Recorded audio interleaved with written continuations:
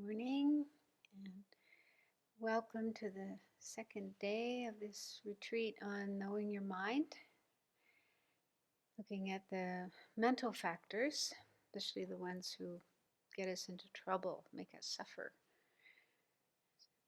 So we'll start by doing some prayers, reciting some prayers, and while reciting the prayers, you might want to imagine the Buddha in front of you, and you can imagine many other Buddhas and Bodhisattvas around him, and really take refuge in the Buddha and his teachings, understanding that the Buddha found the way to be free of suffering, and he taught the way so that we could follow it. And one part of that is knowing about our mind, understanding our mind, and what are the causes of suffering that need to be overcome, and what are the causes of happiness that we need to cultivate. So we're really fortunate to have this opportunity. So remember the motivation you generated earlier today,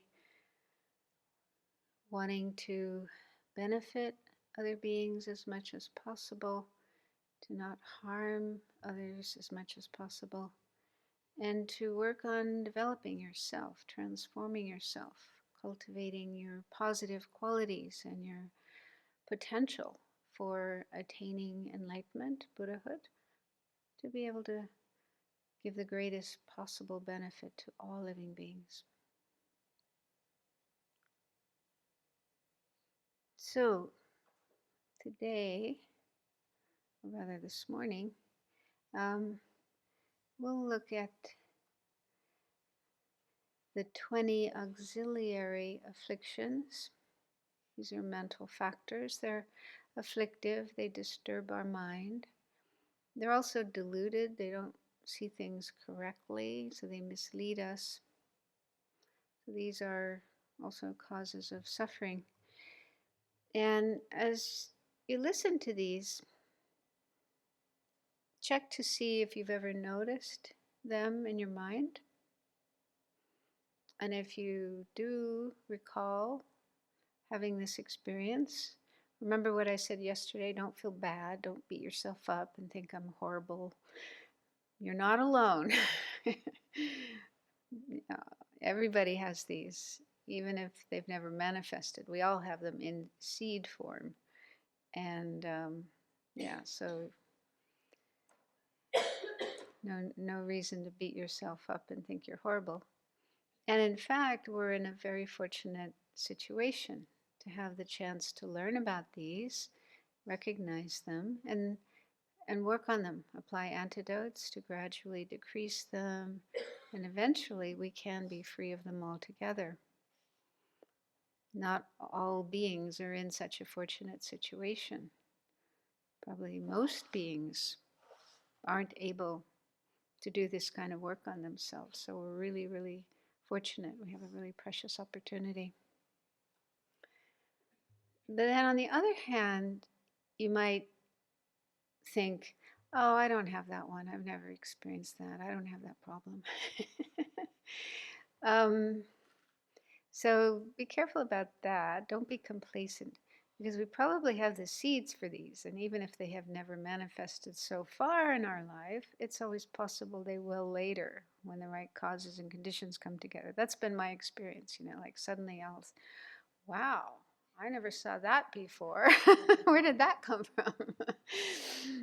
It may have been there before and I didn't notice it, or it just hadn't ripened. The seed hadn't ripened. So don't think that one isn't part of my mind. I don't have to worry about that one. So it's good to be prepared. Still listen to these, learn these, and be ready for that possibility. Okay, so the 20 auxiliary afflictions, these are branches of the root afflictions. Actually, they're mainly branches of the three poisonous minds, the three mental toxins of attachment, anger, and ignorance. And they disturb the mind. They are called auxiliary because they are close to or related to the root afflictions, and are classified according to the root afflictions with which they are associated.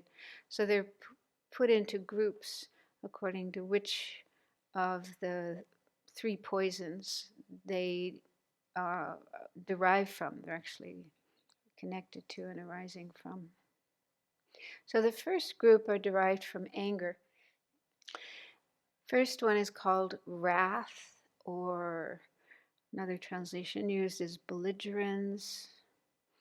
This is a mental factor that, due to an increase of anger, is a thoroughly malicious state of mind wishing to cause immediate harm. So it starts off with anger, and if anger builds up, increases more and more, and we don't apply antidotes, we may get to that point where we are on the verge, like 1 second away from doing something harmful, like punching somebody in the face or smashing an insect. Of course, we can still stop it even at that last minute, but it may be difficult. I have to confess, I was once in this situation. I got so angry at this other nun, and I had my hand like this, ready to smack her.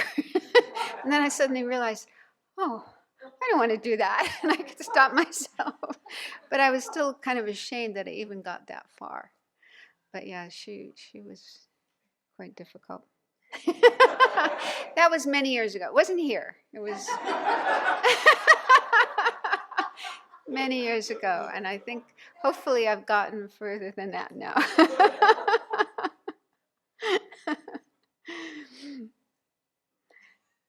Okay, next one is resentment, also called grudge holding or vengeance.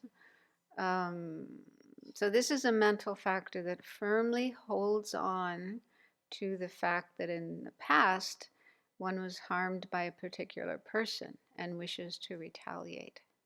So we probably noticed that one. That person did this terrible thing to me yesterday, last year, 20 years ago, 30 years ago, 50 years ago.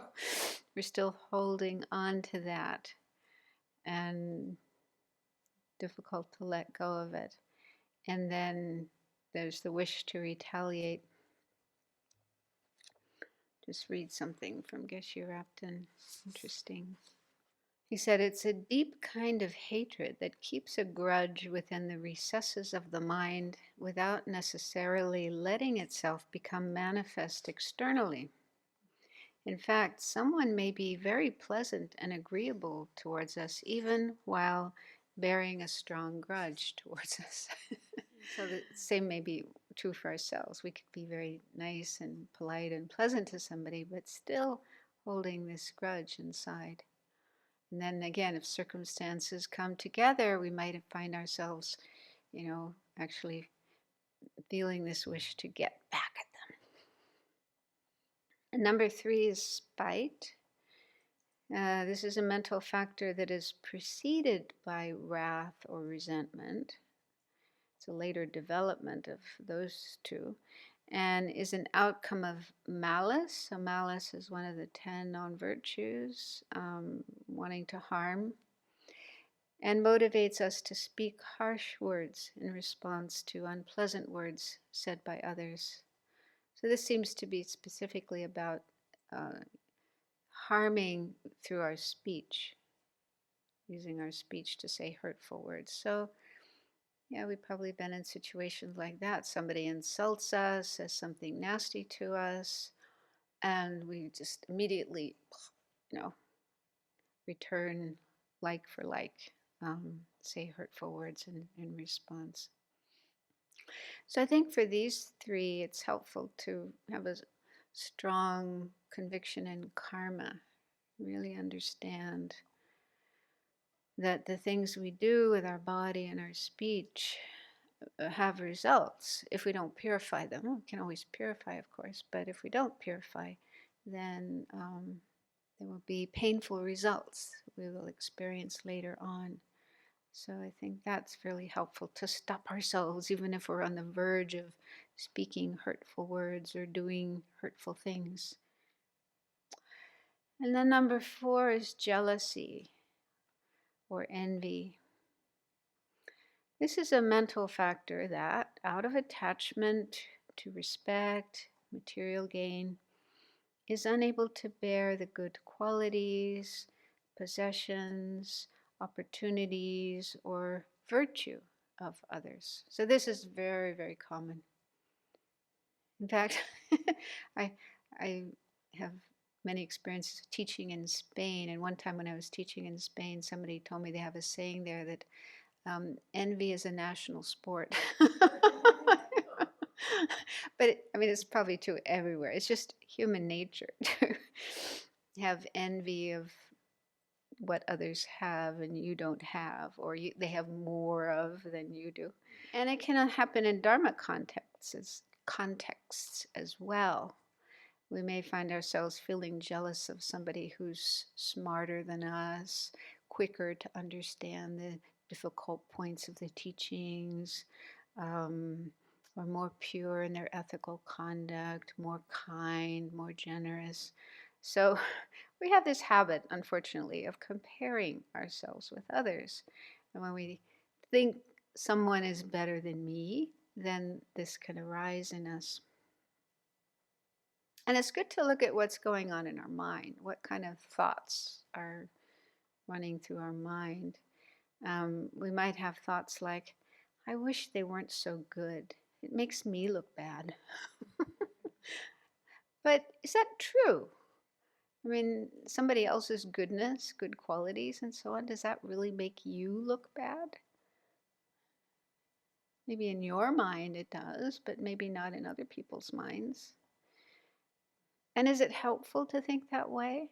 You know, it's almost like we want to push this person down. We want to reduce them so that they're not so much better than us, and then we won't look so bad. We won't feel so bad. Is that really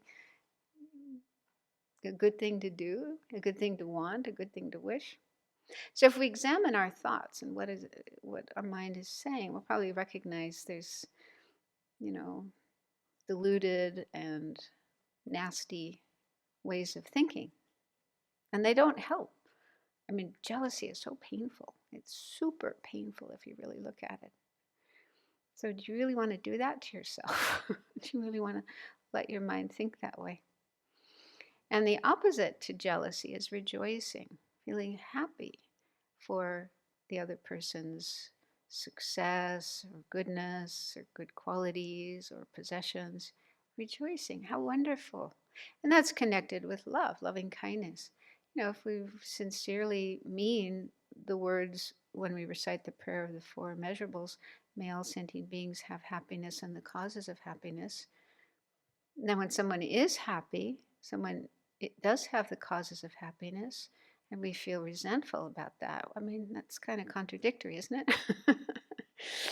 So it's good to try to mean those words and really genuinely wish others to have happiness and the causes of happiness.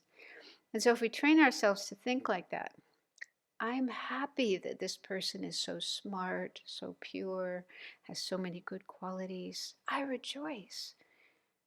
And I would like to be that way one day. So that's helpful if we think, one day I want to be like that.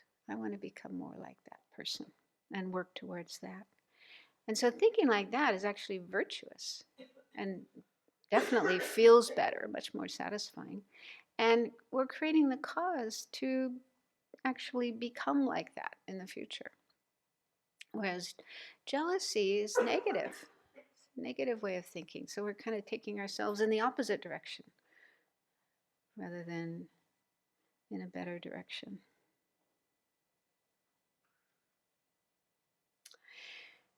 Then number 5 is cruelty or harmfulness.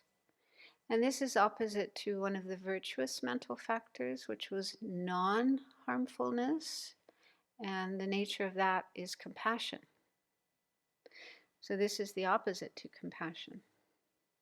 So it's a mental factor that, with a malicious intention that lacks any compassion or kindness, desires to harm, belittle, or disregard others.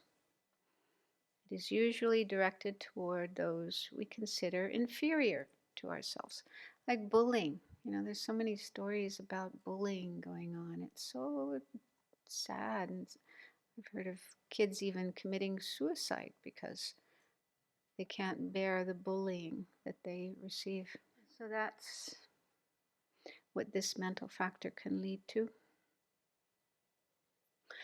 So, as for antidotes, I think we can use the same antidotes as anger and hatred, because these are all based on anger and hatred. And also remember karma, what kind of karma we would be creating if we were to act out these kind of thoughts. But even if we don't act them out, just letting our mind dwell in these kinds of thoughts, what kind of karma are we creating? And for jealousy, jealousy is also connected with attachment. We have attachment to good things, good qualities, being smart, whatever, So that lies beneath this. Like first there's attachment, and then we see somebody has more than we do, or they have something we don't. And then there arises this kind of anger or hatred. I can't stand it that that person has what I don't have. So it really starts with attachment. So if we can work on reducing our attachment and develop contentment, contentment is a very helpful quality. Be content with what we have and how we are. Of course, we can always do more, work on ourselves, improve ourselves, but this is where I'm at now. And, being jealous of somebody else isn't helpful. It's actually counterproductive. Okay, the next group are derived from attachment. There's 3 here. Number 6, miserliness. In colloquial terms, we call it stinginess. Another term, avarice. This is a mental factor that, out of attachment to respect and material gain, firmly holds on to our possessions with no wish to give them away. So it's the opposite of generosity, giving. That's a very virtuous activity and state of mind. We try to cultivate the wish to give and then give as much as we can. It's one of the 6 perfections. But the obstacle to giving is this one, miserliness. I don't want to give this away. I need it. I want it for myself. So it's also connected with self-centeredness. I am more important than others. I need this for my happiness. So it's something everybody has to a certain extent, and something a bodhisattva needs to overcome. And it can also occur with our Dharma knowledge. Yeah, so we can also be miserliness about that. I have this knowledge, but I don't want other people to have it. Then I won't be special anymore.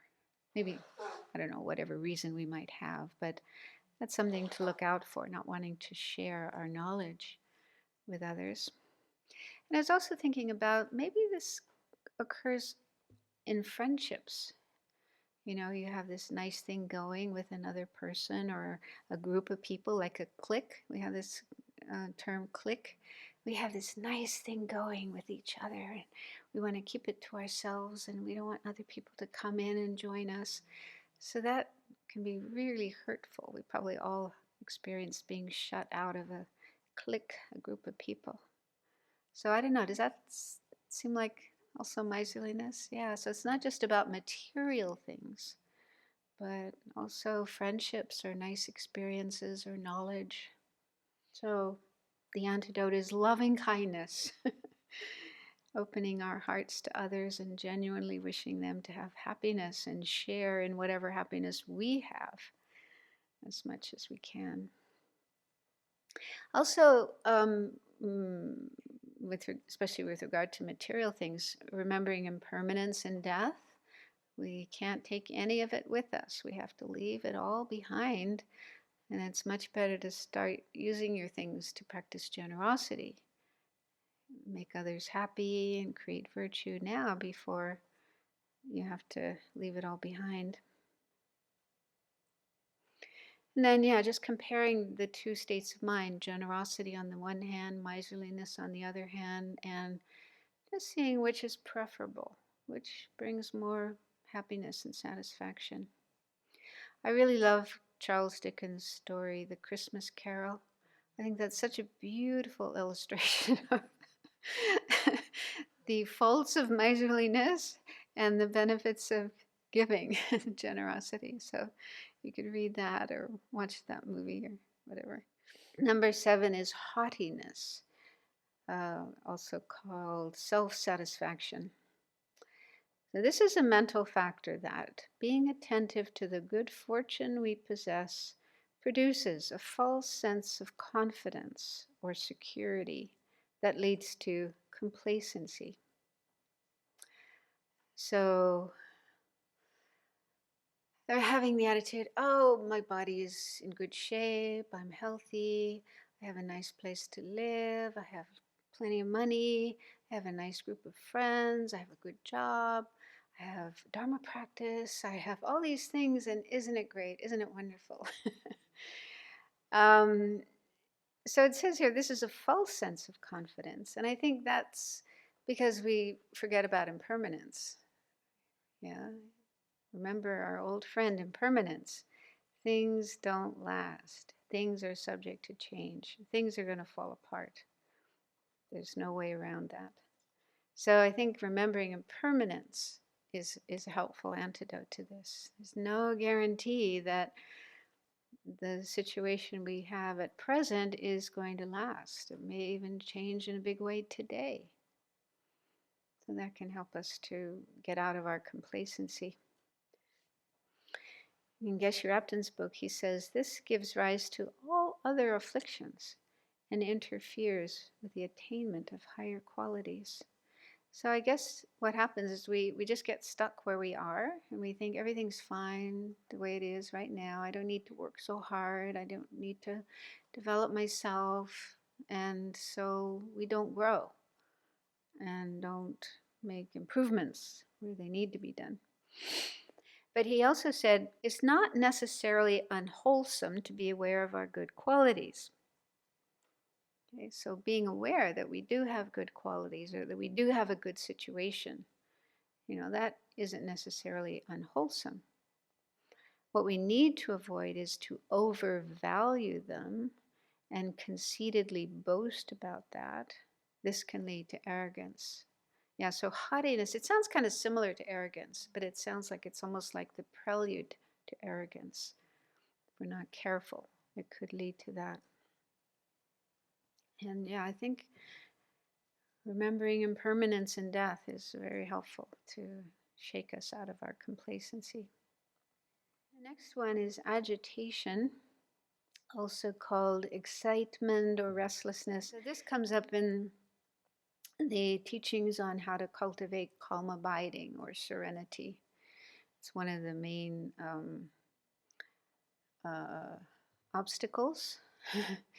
We try to keep our mind focused on our object of meditation, and it's just constantly running away mostly to objects of attachment, things that we're attached to. So it says here, a mental factor that, through the force of attachment, does not allow the mind to rest solely on a virtuous object, but scatters it here and there to many other objects.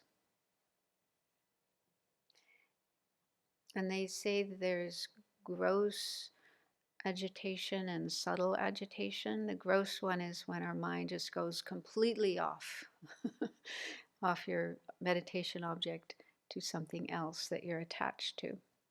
And then subtle agitation is your mind is still on the object, but there's this underlying chatter or mental activity about things you're attached to. Have you ever noticed that? Yes.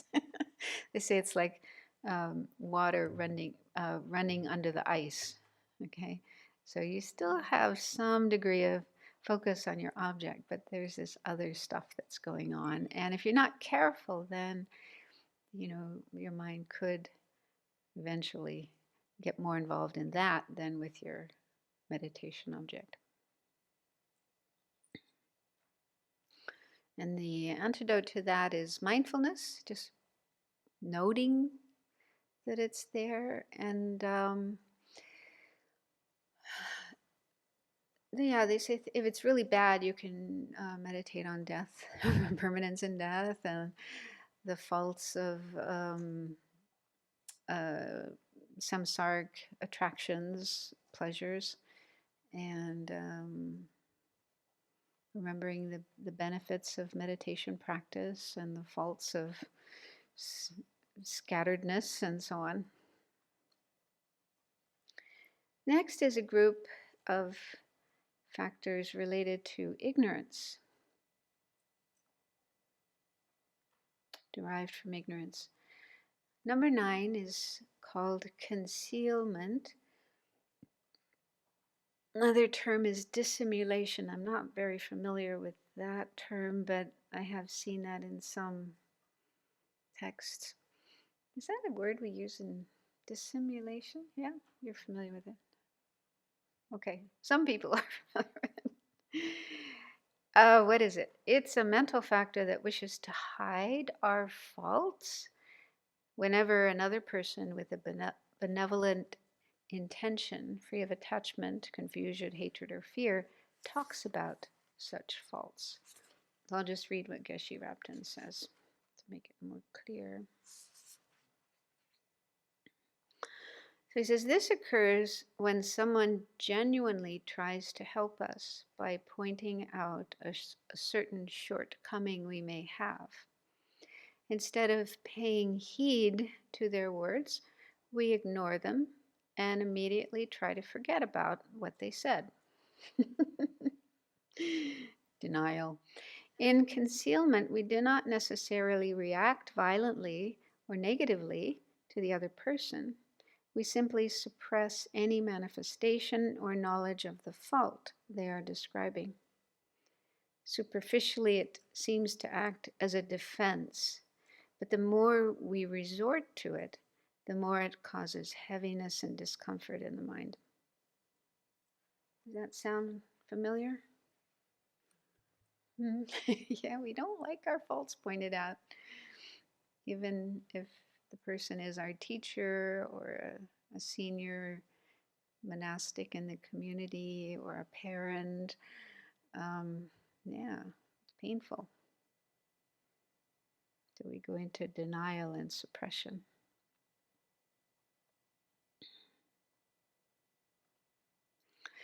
Number 10, lethargy, also known as dullness. This is a mental factor that, having caused the mind to become dull and thereby insensitive, does not comprehend its object clearly. So we probably experience this after eating a big meal, trying to meditate or listen to teachings with a full stomach. So you feel, I don't know, I certainly do, dull and heavy and just about to fall asleep. It's not the same. There's another mental factor that is kind of similar, which is sometimes called laxity or sinking. What does Venerable call it? Laxity? Yeah. And that is also one of the main obstacles to cultivating serenity or calm abiding.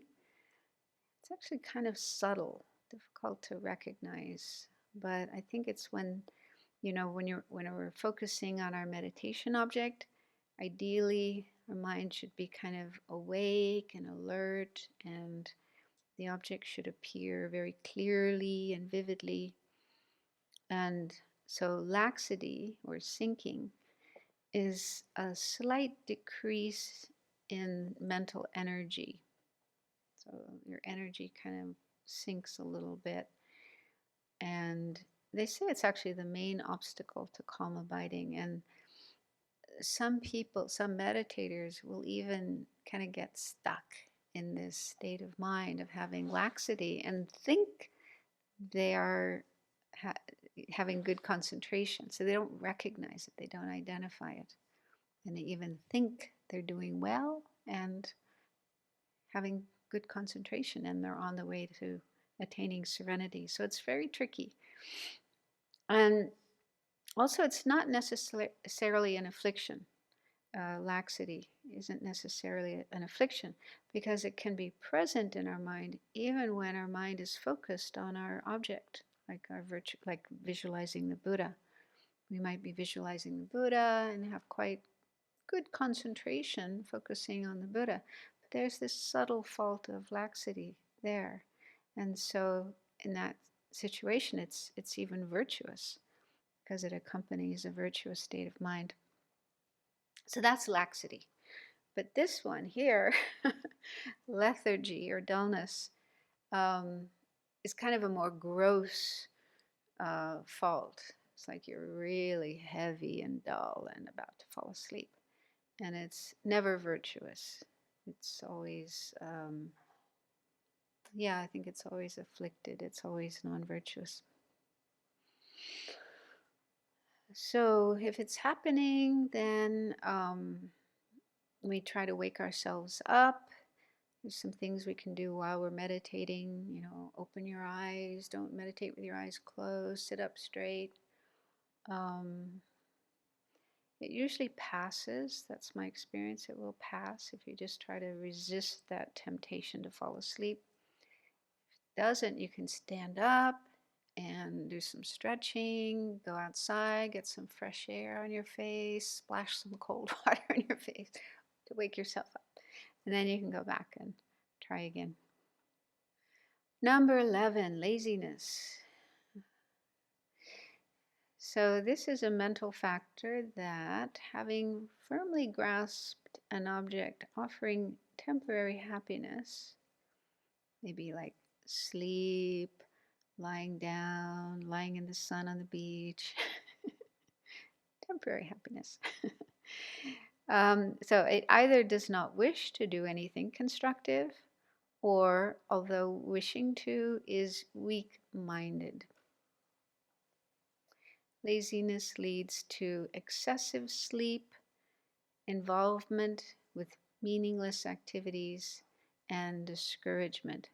So there's different kinds of laziness. I'm sure most of you have heard them before, but it doesn't hurt to hear them again. So one kind of laziness is, they just call it the laziness of laziness. That's when we like to sleep a lot or just lie around, do nothing. Yeah. Doesn't seem so bad, negative, but on the other hand, given that our precious human life is limited, how much time we have is limited, and how much work we need to do to develop our mind and create virtue and so on. So spending a lot of time more than we need to. I mean, we do need to sleep, of course, everyone does need to sleep, but sometimes we spend more time doing that than we need to.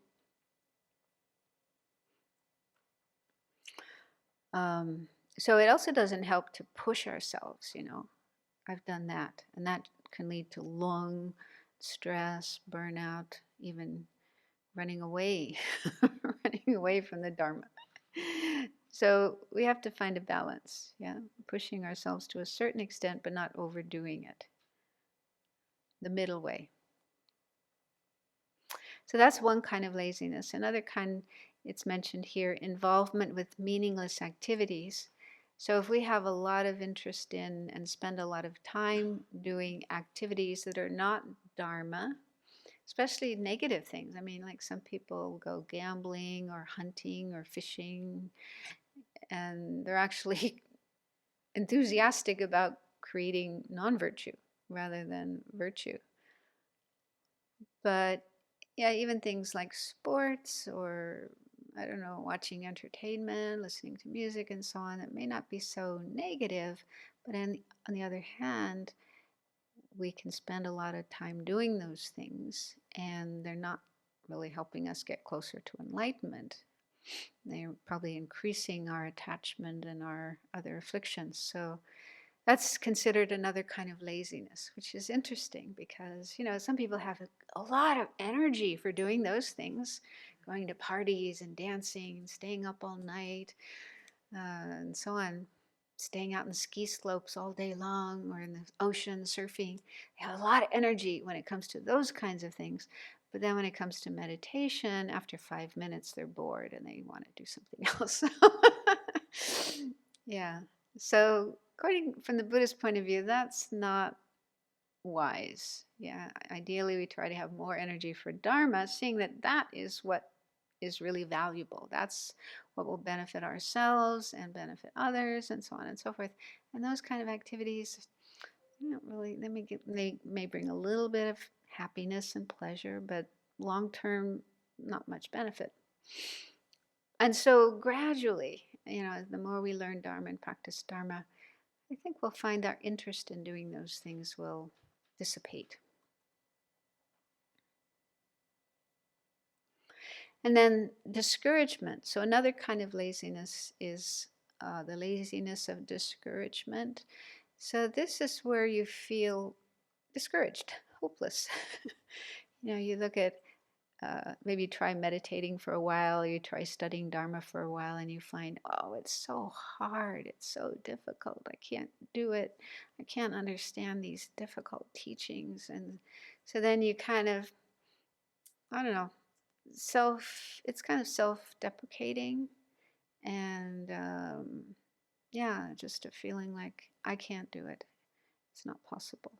So you get discouraged. And some people can completely give up altogether. This is too hard, I can't do it, I'll go and do something else. So that's considered a kind of laziness, interestingly, because it does take us away from what is really meaningful: Dharma practice, Dharma study. So these are things to look out for. And another kind of laziness that's mentioned sometimes is procrastination, where we think we want to practice, we want to study, we want to do things related to the Dharma, but right now I need to do this and that and da da da da da. We have all these other things we put first, and so we put off our Dharma practice until later. But then that can become a habit. We keep putting it off and putting it off and putting it off, and eventually our life may come to an end, and we still haven't gotten around to it. So that's considered another kind of laziness. So laziness is not just, lying around and doing nothing. There's all these other types of aspects of laziness. And the opposite of laziness is joyous effort, one of the perfections. And it's also, one of the virtuous mental factors, the 11 virtuous mental factors. So we need to cultivate that, taking joy, taking delight in Dharma practice and doing what's virtuous and learning and so on and so forth, helping others. So joyous effort is taking delight in virtue. So we all have that to a certain extent. We just need to cultivate it more and look out for laziness, these different kinds of laziness, and recognize how they are a hindrance, an obstacle, and overcome them. So next is lack of faith, or lack of confidence or trust. This is opposite to faith, one of the virtuous mental factors. Now, this is a mental factor that causing us to have no belief in or respect for that which is worthy of confidence, such as karma and its results, the three jewels, the Dharma in general. So we don't have belief in or respect for these objects, and it's the complete opposite of faith. It acts as the basis for laziness and disrespect. So here's where laziness comes from. We just don't have enough faith, enough trust or confidence in the three jewels, the Buddha, Dharma, and Sangha, and the teachings like karma and the nature of samsara and the need to free ourselves from samsara, suffering and its causes, and so on. So a lack of confidence in these teachings can lead to laziness, which is often just a disinterest, lack of interest, enthusiasm in the Dharma. So the antidote to this would be to work on increasing our faith, which we all must have to a certain extent, but maybe it's not as strong as it could be. So we need to build up our muscle of faith, confidence, and trust. And I find that, studying more is helpful, learning more, and also doing more practicing more. And if we can really see the benefit of practice, that will give us energy, enthusiasm to practice more. Next is forgetfulness. This is a mental factor that, having caused the apprehension of a virtuous object to be lost, induces memory of and distraction to an object of affliction. So it's not like ordinary forgetfulness, like forgetting where you put your glasses or forgetting somebody's name. I mean, of course, that happens, but this mental factor isn't referring to that. It's when we forget, like during meditation, we start off meditating on the Buddha or doing a Lamra meditation. And so we decided, I'm going to do this meditation, I'm going to meditate on that. And then forgetfulness arises and it causes us to forget what we started doing, forget our meditation object, and then our mind gets distracted to something else, thinking about some object of attachment or what you're going to do later or some memory from the past. So Geshe Rabten says it's actually a kind of memory. Forgetfulness is a kind of memory or remembering, but you're remembering something unwholesome. Forgetting your wholesome object, your virtuous object, your object of meditation that's going to help you progress along the path. You forget that, but you remember something else that isn't helpful for your spiritual practice. It could be an object of attachment or whatever. And so then your mind gets caught up in afflictions, thinking about this object of attachment or object of aversion, then that will increase afflictions. So I felt when reading this, I thought, oh, this one happens to me a lot. Still, after so many years. So it's good to be reminded of what's going on in our mind. Okay, the last one on this list is non-introspective awareness, or another term, non-clear comprehension. So this is opposite to introspective awareness, which is also sometimes called vigilance. In the Pali tradition, it's called clear comprehension. I don't know of any other terms for this one. Anyway, so this one is the opposite to that. So it's a mental factor that, being an afflictive intelligence, has made no or only a rough analysis and is not fully alert to the conduct of our body, speech, and mind, and thus causes us to become carelessly indifferent. So the opposite mental factor, which is introspective awareness, which interestingly isn't in the list of the 51 mental factors. I always find that quite puzzling because it's such an important mental factor. It's the one that, it's like self-awareness, paying attention to what you're doing, what your body is doing, what your speech is doing, what your mind is doing. So not being mindless, but knowing what is going on with your body, speech, and mind. This is super important. Because otherwise it can sometimes happen that, we find words coming out of our mouth that are nasty or untrue or whatever because of lack of this mental factor of introspective awareness. We're not really paying attention. And especially with our mind can get just carried away with all kinds of negative thoughts, disturbing thoughts, and it's a long time before we realize what's happening and then put a stop to it.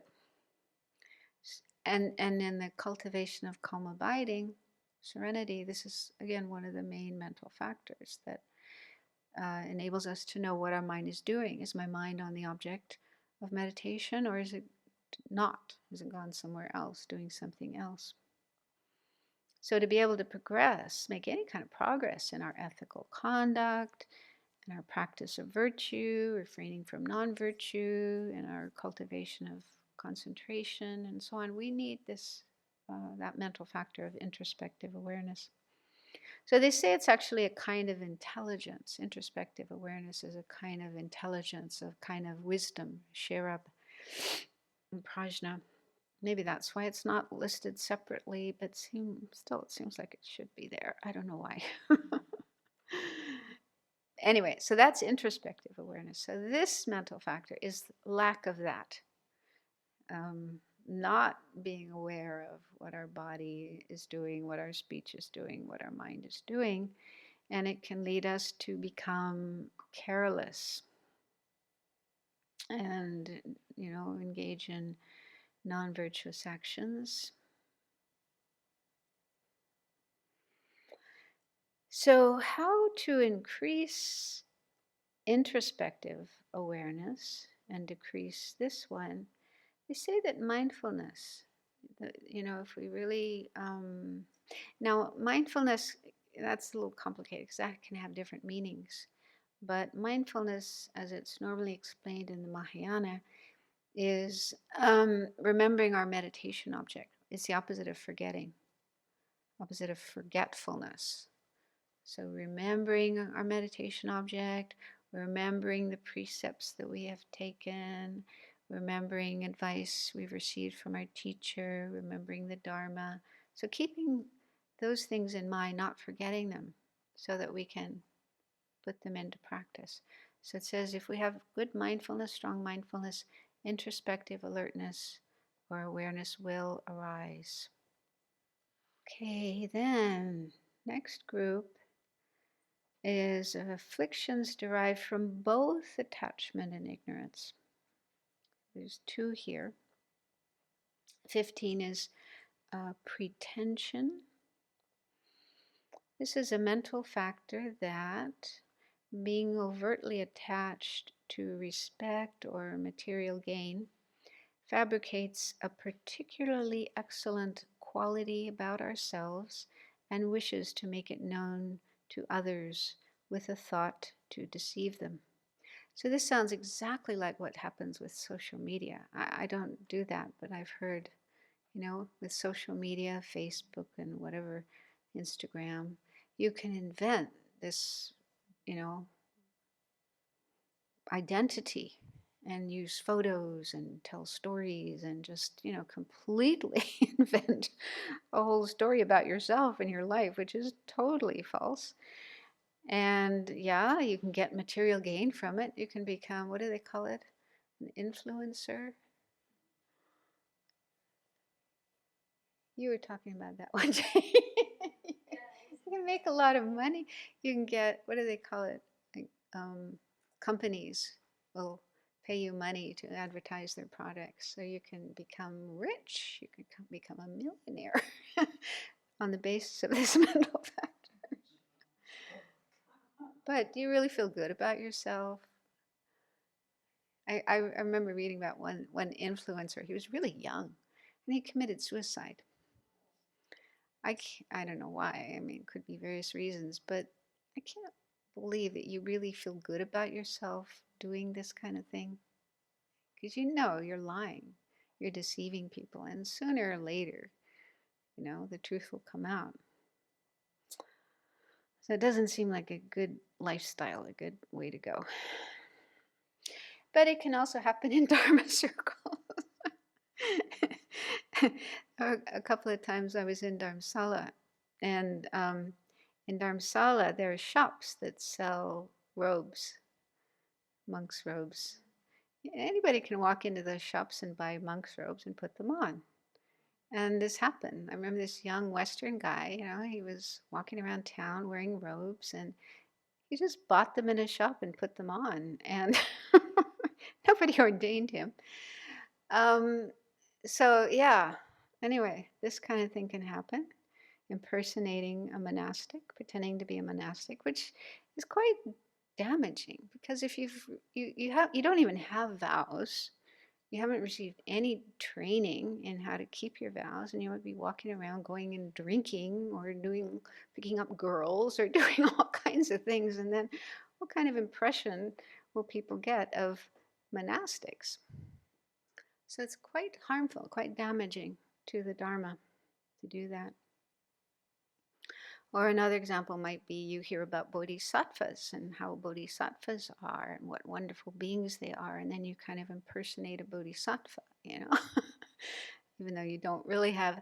I mean, of course, it's good to try to be like bodhisattvas, but if it's done on this basis, you want people to respect you, or you want people to give you offerings or whatever, then that's definitely for the wrong motivation.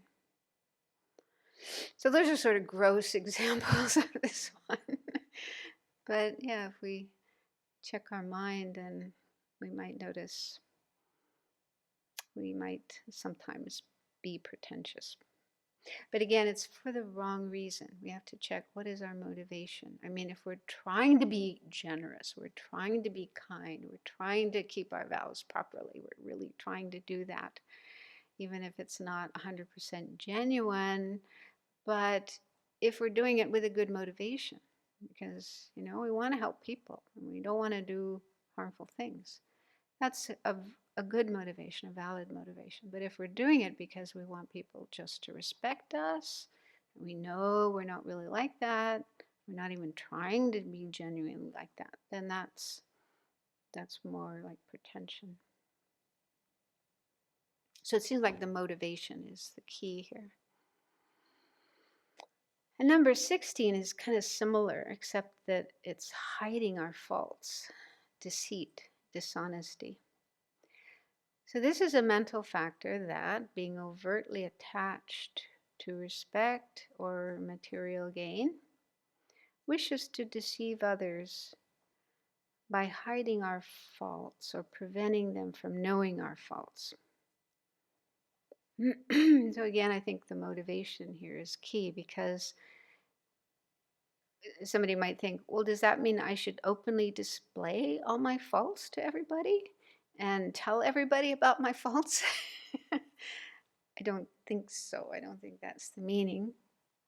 I think we do need to be skillful and considerate of others, not just dump all our faults on other people who don't want to know about them or don't want to be on the receiving end of them. So consideration is very important. And of course, living and doing things in accordance with Dharma is very important. So we need to find a skillful way. And like here in the Abbey, we have this bi-monthly ceremony, posada, in which we can tell our fellow community members about our faults and mistakes. So it's done in that kind of context. And then we do, the ritual to purify our broken vows and so on. So it's done in a very healthy way and part of a purification practice. And also, when we do purification practice, which we ideally do every day, there we are declaring our faults to the Buddha, to the 35 Buddhas, Vajrasattva, and so on. And if you have access to a teacher or senior students, you can also privately talk to them about your faults and your mistakes. That's quite helpful to kind of get it off your chest, and also not hide it, not have this quality of wanting to hide. I don't want anyone to know about this, then they won't like me anymore, they'll throw me out, think I'm a bad person. So it is kind of healthy to have an opportunity in the right way, in the skillful way, to reveal our faults to somebody else, especially someone like our teacher who can give us advice on how to improve ourselves and how to purify, how to work on that fault, and so on. And again, motivation is important. If we are not revealing our faults, but it's not for these reasons, because of attachment to respect or material gain, but just we don't want to disturb other people with all these faults, then that's a different thing. Does that make sense? Kind of, these are just thoughts that I had about that one. Okay, then the last group, afflictions derived from all three poisons: ignorance, anger, and attachment. So number 17, lack of integrity. So integrity is one of the virtuous mental factors. Sometimes it's called sense of shame. So if you're reading other books or listening to other teachers, you might come across that term, sense of shame, but it's always kind of not so comfortable. So integrity is a really, really good term. So integrity is when we refrain from doing things that are non-virtuous out of a sense of integrity or self-respect, just like feeling it wouldn't be right for me to do such a thing. I'm a Buddhist nun, or whatever. I'm a student of such and such teacher. So it just wouldn't be proper for someone like me to do such a thing. So that's integrity. So it's virtuous because it stops us from doing things that are non-virtuous. So here we're talking about a lack of that. So it's a mental factor that does not avoid negativity for reasons of personal conscience, self-respect, or for the sake of our Dharma practice. So if we lack integrity, then we just go ahead and do non-virtuous things. We don't care about these reasons like conscience or self-respect. It is a supportive condition for all afflictions and the basis for not protecting our precepts. Yeah, so we hear stories about people breaking their precepts, completely acting opposite to what they promised to do. So it could be because of this mental factor, lack of integrity. So then the next one, in consideration for others. So this is the opposite of consideration for others. And that is a mental factor that stops us, that's a virtuous mental factor. It stops us from doing things that are non-virtuous, harmful, out of consideration for others. For example, I shouldn't do this because my teacher wouldn't be pleased with me, or the Buddha wouldn't be pleased with me, or my friends wouldn't be pleased with me. Like just thinking about how it would affect others if you were to do this action. So that's consideration for others. So here it's in consideration. So it's a lack of consideration for others. So it's a mental factor that, without taking others or their spiritual traditions into account, does not restrain from harmful actions, causes others to lose faith in us. And so we just disregard what kind of possible effects our actions would have on others, and we just go ahead and do them anyway. Even if it's something non-virtuous, even if it's breaking our precepts, we don't care. We just go ahead and do it. And Geshe Rabten says there are actually 3 types of inconsideration for others. One that arises from hatred, one that arises from attachment, one that arises from ignorance. So he didn't give examples, but just shows that any of the three poisonous states of mind could lead to inconsideration for others, which in turn can lead to acting destructively, negatively. Number 19, heedlessness, also called non-conscientiousness or negligence. So conscientiousness was another of the virtuous mental factors, which makes us conscientious about keeping our precepts, doing what we should do, avoiding what we shouldn't do. So we have that term in English, right? Being conscious, like a worker, an employer who's very conscientious, arrives on time, does the work they're supposed to do, doesn't need to be told again and again, doesn't take long coffee breaks. So, so we need to be conscientious about our practice of Dharma. So here, this is the opposite of that. It's a lack of conscientiousness, negligence, being reckless, heedless. So this is a mental factor that, when we are affected by laziness, wishes to act in an unrestrained manner without cultivating virtue or guarding the mind from objects or people that spark afflictions. And so it's just being careless and getting into trouble, doing things that are non-virtue or breaking our precepts. And it's related to laziness.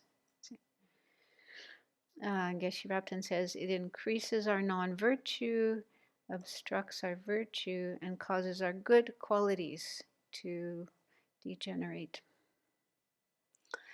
Okay, number 20, distraction. This is a mental factor that, arising from any of the three poisons, is unable to direct the mind toward a constructive object and disperses it to a variety of other objects. So it's kind of similar to the previous one of excitement, or what was that called? Excitement, agitation, restlessness. But that one is specifically attachment, when our mind runs off and gets involved with objects of attachment, whereas distraction could be any kind of object, even object of anger or aversion. When we think of somebody who's harmed us or does things we don't like, and our mind gets all hung up thinking what a horrible person that is, what a bad person that is. So that would be distraction. Or objects of jealousy, or objects of ignorance. So any object that our mind can get afflicted about, and it loses the object of meditation, or not only when meditating, but when cooking or cleaning or doing other activities, our mind could get distracted from staying in a virtuous state of mind, paying attention to what we're doing, and running off to something unhelpful or even negative. So those are the 20 secondary or auxiliary afflictions. And then the last list of mental factors are 4 variable mental factors. So these are neither virtuous nor non-virtuous in themselves, but become so in dependence on our motivation and the other mental factors that accompany the same mental state. So they're kind of neutral in themselves, but they could become non-virtuous or they could become virtuous depending on our motivation. First one is sleep, which I always found really interesting, that sleep is a mental factor. It makes the mind unclear, gathers the sense consciousnesses inward, and renders the mind incapable of apprehending the body. So we all know what sleep is. We have that experience. So when we're sleeping, our five sense consciousnesses are not operating. We don't see, hear, smell, taste, or feel our body, feel sensations in our body. So only the mental consciousness is still there, active, having dreams or just deep, dreamless sleep. And most people do need to sleep. I guess there can be harmful results of being sleep deprived, both physical and mental. So we do need to sleep a certain amount. Although I think with higher mental development, one gets beyond the need to sleep with concentration. Like they say in the formless realms, they don't sleep. They don't need to sleep. And some human beings also seem to be able to go without sleep.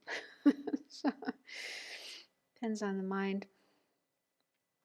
So then it says, sleeping out of attachment and laziness is destructive. Sleeping because the body is tired is neutral. Sleeping with the intention to resume our compassionate activities after resting is virtuous. So it's very important before going to sleep to have a positive state of mind, positive motivation, and think, okay, I need to rest my body and my mind so that I can wake up refreshed and able to continue engaging in virtuous activities. So having that motivation will make our sleep virtuous, and also going to sleep with some positive state of mind, like loving kindness or thinking of the Buddha, or so there's different practices you can do before going to sleep that will make the whole experience of sleeping into something virtuous, and also will probably help you to have better dreams rather than nightmares or killing people in your dreams. And number 2 is regret. So this regards an appropriate or inappropriate action that we have performed of our own accord or under pressure as something we do not wish to repeat. Okay, so we all have the experience of feeling regret about something that we have done, and in some cases, regret is virtuous. It's part of the purification practice. We bring to mind non-virtues that we have done, feel regret for them, and then continue purifying. But if we regret good actions, like if we give a donation, give some money to a charity or to one of our friends, companions, and then afterwards we regret what we did. Oh, I shouldn't have done that. Now I don't have money for what I want to do, or something like that, or I gave too much. So if we do something virtuous and then afterwards regret it, that's non-virtuous. That's non-virtuous regret. So we have to be careful about that. Even if the thought starts to arise, we have to say, no, I shouldn't regret that. I should rejoice in what I've done. There's also regret that is unspecified, like, oh, I didn't take a walk today and now it's too dark. That's just neutral, neither virtuous nor non-virtuous. Never mind, I can take a walk tomorrow. Okay, number 3 and 4 are kind of similar. They're a pair. 3 is investigation, or also called coarse engagement.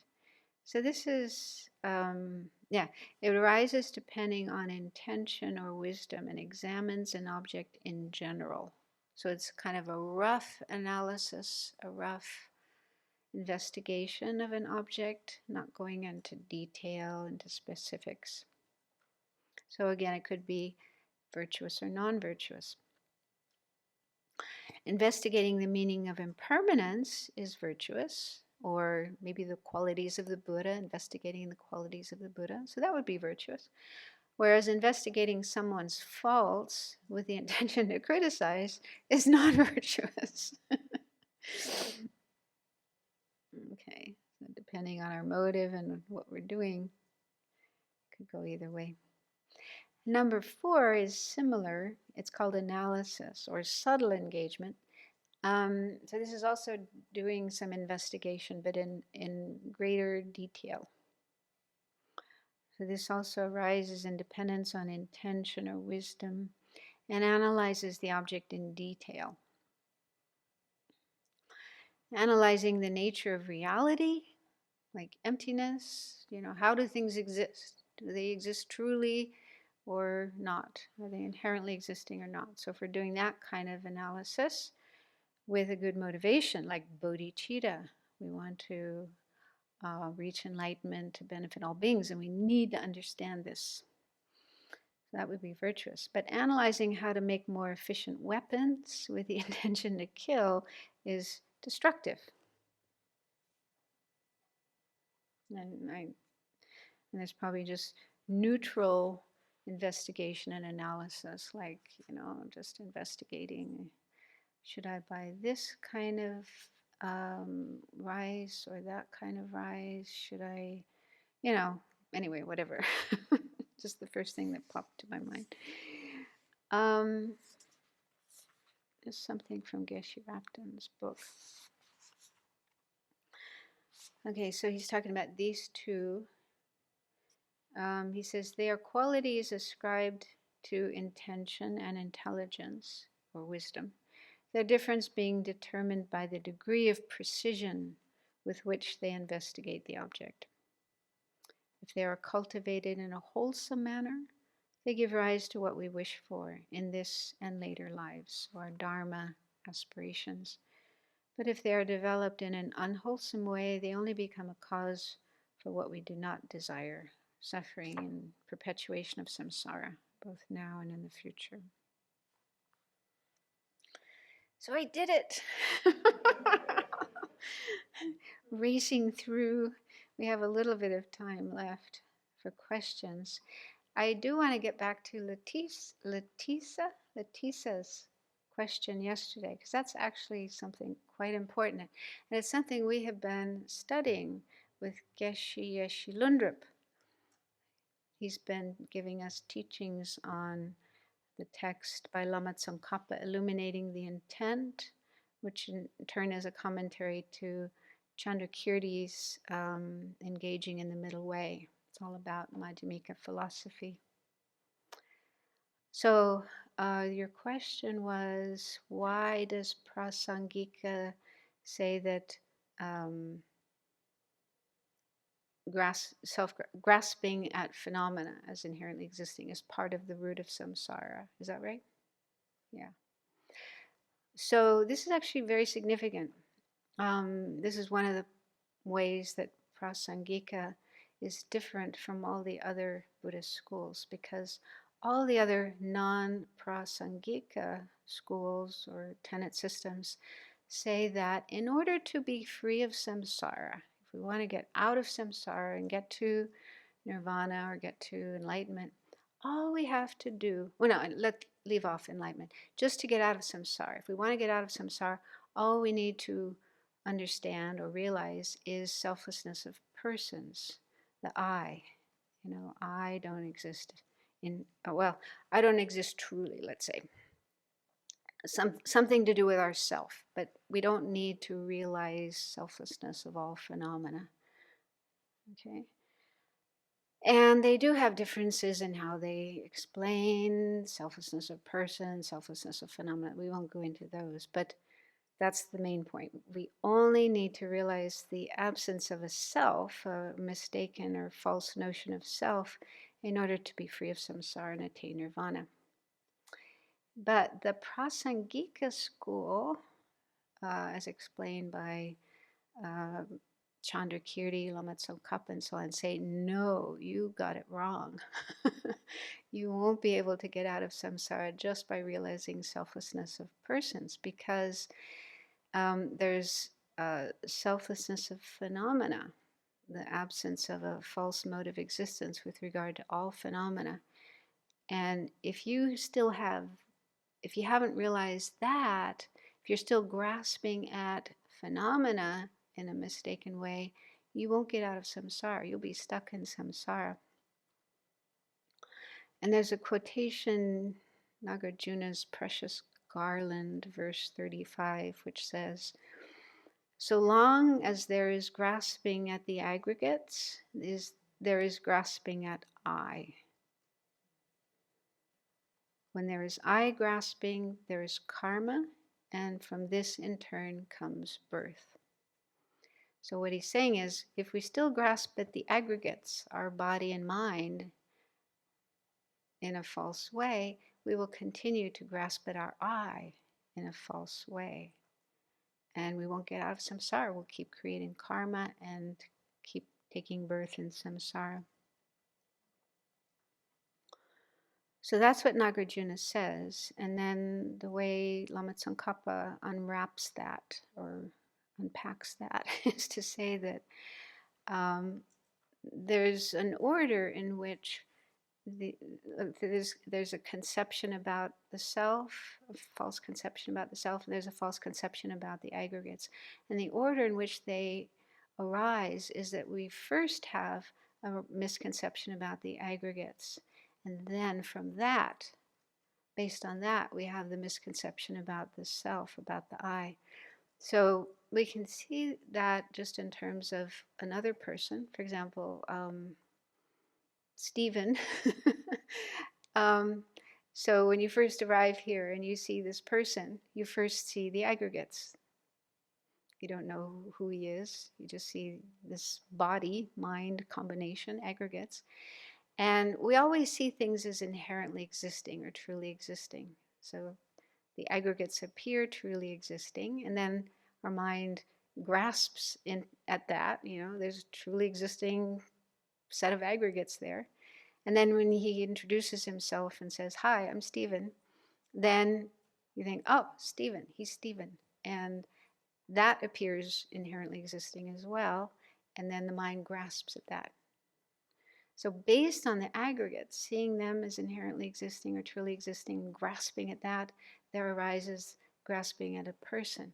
So just as that happens with somebody else, it also happens with ourselves. So there's first a appearance of our aggregates.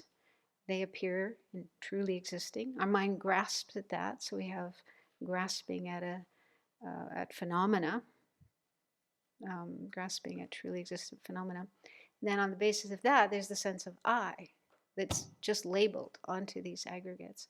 So that comes next, and then when we grasp at that, we have grasping at a self.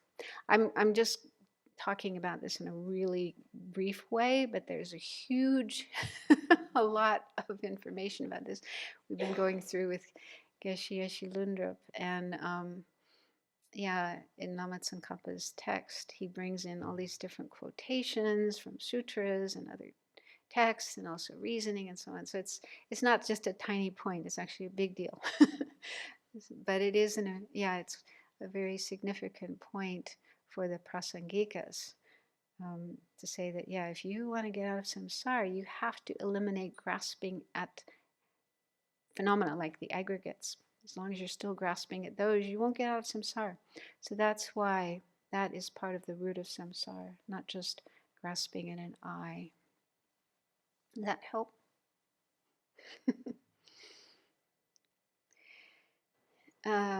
Just there was one question from yesterday that I didn't have time for. I'll just quickly answer that.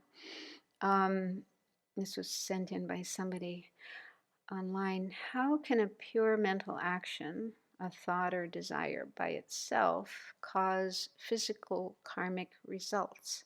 I just have difficulty with understanding the process with how being generous, for instance, can karmically lead to wealth. So this is a good question, and we've actually just been going through that with Venerable Children in the Friday night teachings. It's in the whole chapter in this book, Samsara, Nirvana, and Buddha Nature, chapter 6. The Dalai Lama is giving his suggestion, because he says it's not clearly explained in the Buddha's teachings how karma actually leads to physical things like the world. Buddhism says the whole world, everything comes about because of karma, but how? He said that's not clearly explained in the Buddhist text, but he offers a suggested way of explaining it, and it's quite long. So, and I can't remember it all anyway. So, read chapter 6 of this book. Okay, is there another question? What is the difference between concealment and deceit? Concealment and deceit. I don't remember offhand. I have to go back and. So concealment is when we want to hide our faults. Well, in the case of concealment, it's a particular situation where somebody is talking to us about our faults. They're actually pointing out faults that we have with a good intention, not to be mean or nasty, but like our teacher or a older student or monastic, they're saying, I've noticed that you do this and that, and not so good for a monastic to behave that way. So somebody else is actually talking to us about it, and we want to hide it. Whereas the other one, deceit, doesn't involve somebody pointing out our faults. It's just something we feel ourselves